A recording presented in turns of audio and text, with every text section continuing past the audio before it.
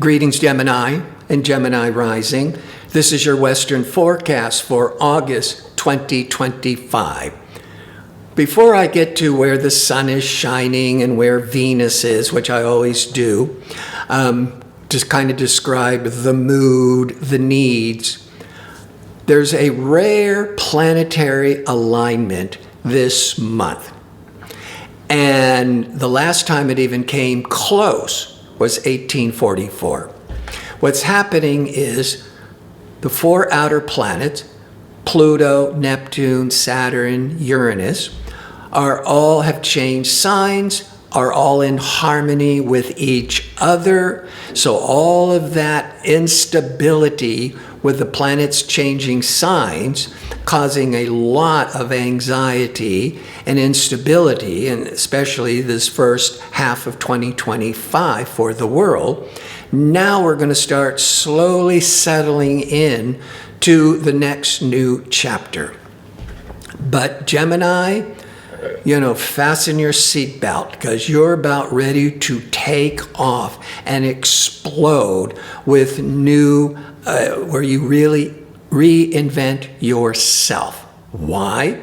Because the Pluto and Saturn and Neptune are all throwing harmonious influence to Uranus. And Uranus just moved into Gemini last month. Uranus is about freedom, revolutionary changes, especially technology, inventions, thinking out of the box. Uranus, and especially in Gemini, and Gemini is all about communications and new ideas. So for the whole world, now that Uranus is in Gemini, for the next 7 years, there's going to be tremendous advancements in technology and communications, all new ways of thinking. And it's really connecting to you. So Gemini rising, this month is planting the seeds, the opportunities with Uranus in your sign, or we call it in the first house, because Gemini would start with Gemini the first, and here's Uranus moving into Gemini. The first represents the self. It represents the identity. It represents your body.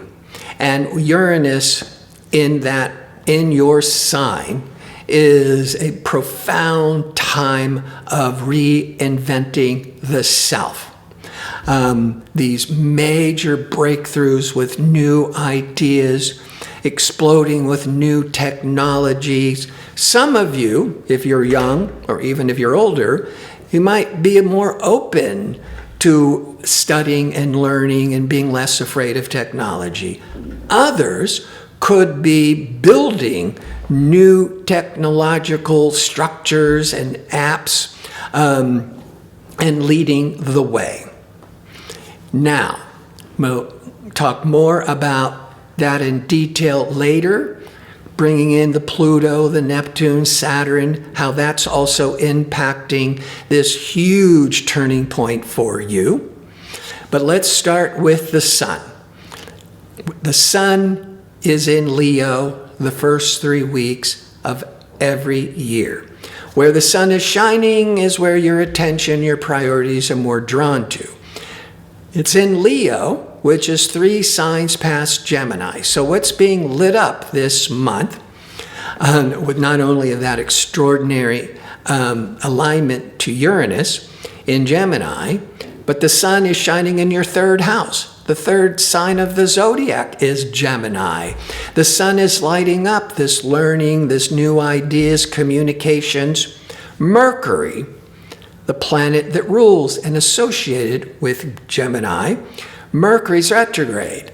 Mercury went into Leo, into your first house, of your third house, of writing and learning and selling, June the 26th. went retrograde, remaining in Leo in your third, July the 17th till August the 10th, at which point it goes direct after you have much more reassessed everything, maybe did some tweaks, re-edited, revised, and now you're good to go with more confidence with third house matters through September the 2nd. So a lot of new ideas, because Mercury is the planet of information, communications, and ideas, and it's moving through the third house, the house of communications and learning and new ideas. Venus is the planet of love and desire. Venus is in Cancer, usually once a year unless there's a retrograde situation going on. And Venus moved into Cancer, which is the sign after Gemini, in your second house of income from July the 30th till August the 25th. Venus has these strong desires. Jupiter is also in Cancer, and as I've talked about previously, Cancer is the exalted sign for Jupiter.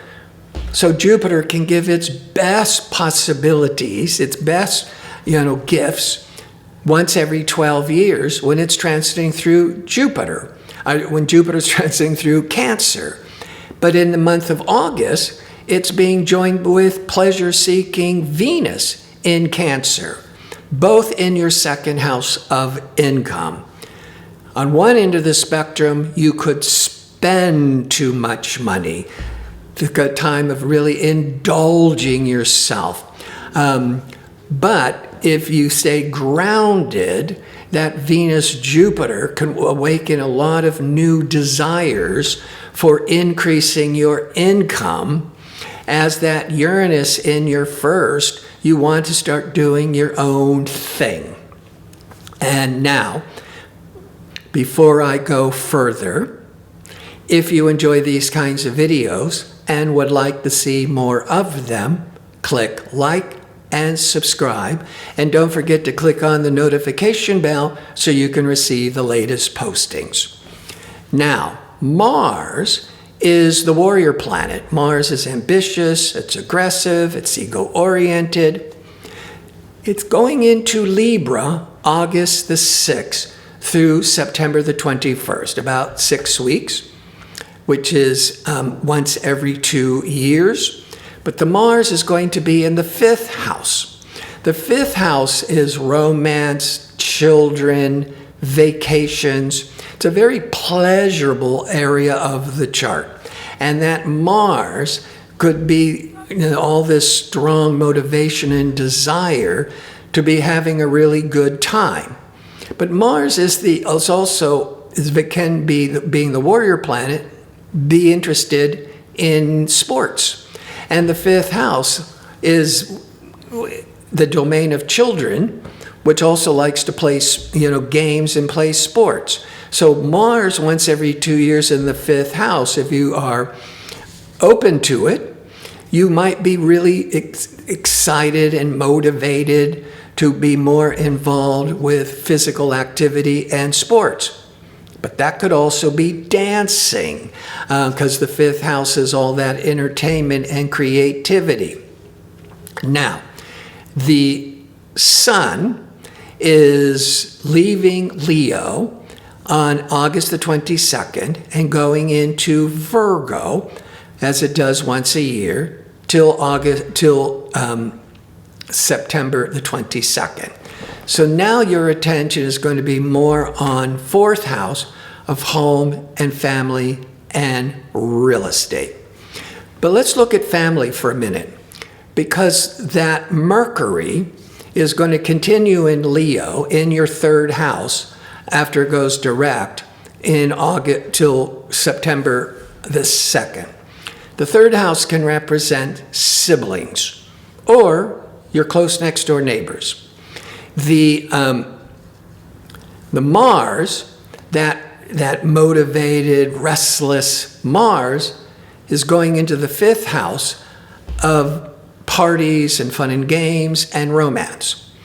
as the sun, the last week of August, is shining your 4th house of home and family.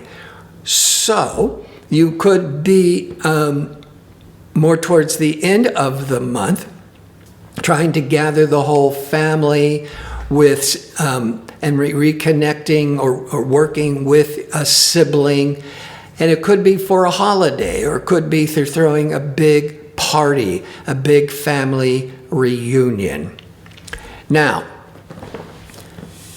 that Uranus in Gemini wants to have all this new breakthrough, innovative energies, usually getting really involved with technology, communications, because of the Gemini, but especially needing to do your own thing, needing to have your own business. And with Uranus and Gemini, Gemini communications, it could even be having something to do with an online business. Now, Pluto, keeping that in mind, Pluto is that planet of transformation and empowerment. It's in Aquarius now, first time in 243 years. Aquarius, an air sign, in harmony to you, Gemini, an air sign, in harmony with progressive Uranus in Gemini. So this Pluto in Aquarius for the next 20 years, so it's this slow development of 9th house matters. The 9th house can be going back to school, teaching, marketing, publishing. But when I look to that Uranus and Gemini in the first, and a lot of you may really be trying to start your own business or an online business, that profound transformational Pluto in the ninth deals with publishing and marketing and online businesses. And so the Pluto from the 9th of the publishing, marketing, is in the best flow of energy to Uranus in the first of all new ideas, all new ventures that could be involved with the publishing, the media, the marketing. 9th house could also be traveling, especially international traveling or importing or exporting.